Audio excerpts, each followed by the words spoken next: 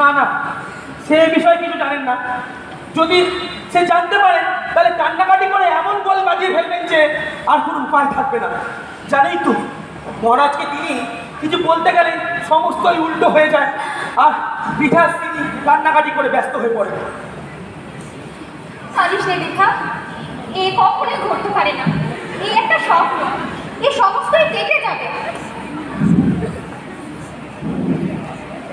কি রামন, কি করবি বল? যতক্ষণ আমার প্রাণ আছে ততক্ষণ। সে তোর প্রাণ নিয়ে আমি কি করবো? এখান থেকে পালাবার উপায়টা বল। যুবরাজ, তুমি যদি ভয় না করো আমি আর কাজ করতে পারি। বল বল বল। তোমাকে পিঠে করে নিয়ে রাজবাড়ির ছাদের ওপর থেকে ওইখানে লাফিয়ে পড়তে পারি। সে কি কথা? সে কি করে হয়? না না, সে হবে না। একটা তুমি সহজ উপায় বল। যুবরাজ, তুমি আমাকে গোটা কত মোটা চাদর নিতে দিতে পারো? সেগুলোকে শক্ত করে পাকিয়ে আমি দক্ষিণে দরজার নিচে ঝুলিয়ে দিই। ঠিক বলেছিস রামমোহন। সহজে বিপদের সময় কোনো কথাই মাথায় আসে না। চল চল, এখনই চল। বাইরে দাঁড়িয়ে কোনো প্রহরী নেই। অন্তঃপুরে প্রহরীরা, অন্তঃপুরে প্রহরীরা হাত পা বাঁধা অবস্থায় করাচ্ছে। তারা কি বলে? তারা আমার কথায় কোনো জবাব দিল না, হয়তো অজ্ঞান হয়ে পড়ে আছে। রামচন্দ্র রায় কোথায়? উদয়দীপ্ত, বসন্ত রায়, ওসব কোথায়? বোধ করি তার সেই অন্তঃপুরেই আছে। বোধ করি? তোমাকে ওই বোধ করার কথা কে জিজ্ঞাসা করি? যাও মন্ত্রীকে ডাকো। মহারাজ, মহারাজ, মহারাজ রাজ্যমাতা। রামচন্দ্র রায়? হ্যাঁ হ্যাঁ, তিনি রাজপুরে পরিত্যাগ করেছেন মহারাজ।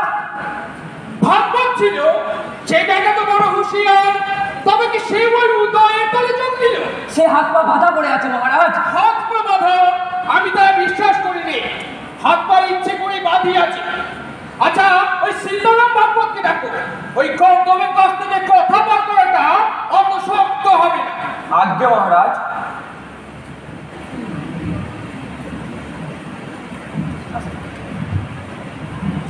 প্রণাম মহারাজ। অন্তঃপুরের দ্বার খোলা হলো কি করে সীতারাম? দোহাই মহারাজ, এতে আমার কোনো দোষ নেই। সে কথাকে জিজ্ঞাসা করবে? আজকে না মহারাজ, যুবরাজ আমাকে বেঁধে ওই অন্তঃপুর হতে বেরিয়েছিলেন। যুবরাজকে নিষেধ করলুম, তিনি শুনলেনই না। কি বললি সীতারাম? অধর্ম করিস না সীতারাম, উদয়েতে কোনো দোষ নেই। আজকে না, যুবরাজের কোনো দোষ নেই। তবে তোর দোষ? আজকে না। তবে তোর দোষ? আজকে যুবরাজ, যুবরাজের সঙ্গে কে ছিল? আজকে বৌরানী মা। বৌরানী? সেই শ্রীপুরে উদয়নিত্যের এই অপরাধের মার্জনা হবে না। তা প্রতাপ, উদয়েতে কোনো দোষ নেই। দোষ নেই?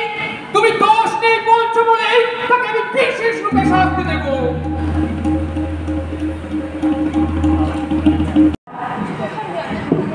করতে হয়তো তোমার সামনে দাঁড়িয়ে বড় মহারাজ। তোরা কি চাস বল দেখি? আমাকে নিয়ে তোদের কোনো লাভ হবে না রে, শুধু দুঃখই পাবে। আমাদের দুঃখই ভালো, কিন্তু তাও আমরা তোমাকে নিয়ে যাবো।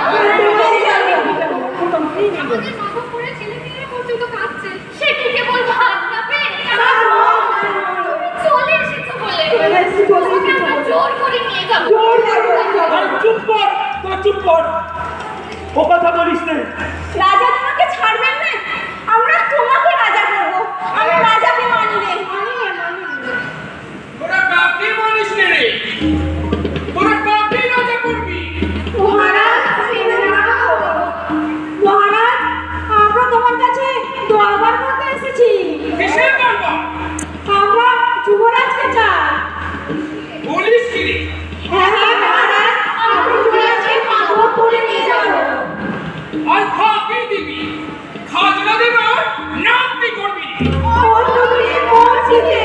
মরতে তো তোদের সকলকে হবে, তবে বেটারা রাজার খাজনা বাকি রেখে করবি?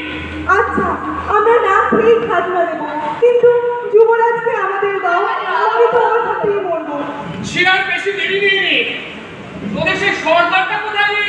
এই যে আমাদের গণেশ সরকার। আরে ও নয়, তোদের সেই বৈরাগী সর্দার। আমাদের ঠাকুর, তিনি তো এখন পুজোয় বসেছেন, এক্ষুনি চলে আসবেন।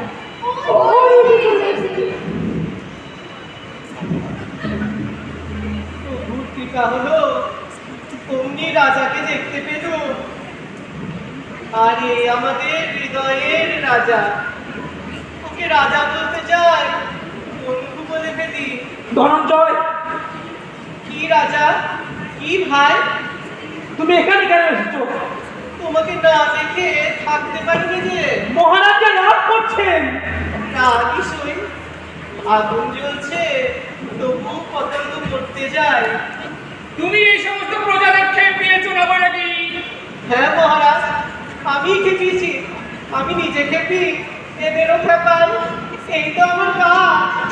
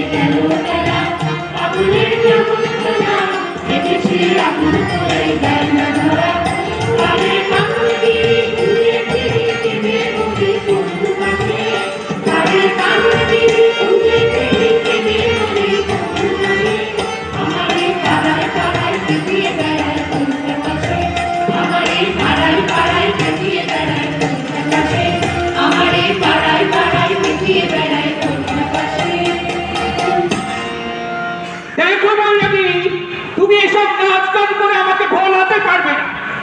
মাধবপুরের আজ 2 বছরের খাজনা বাকি, দেবে কিনা বলো?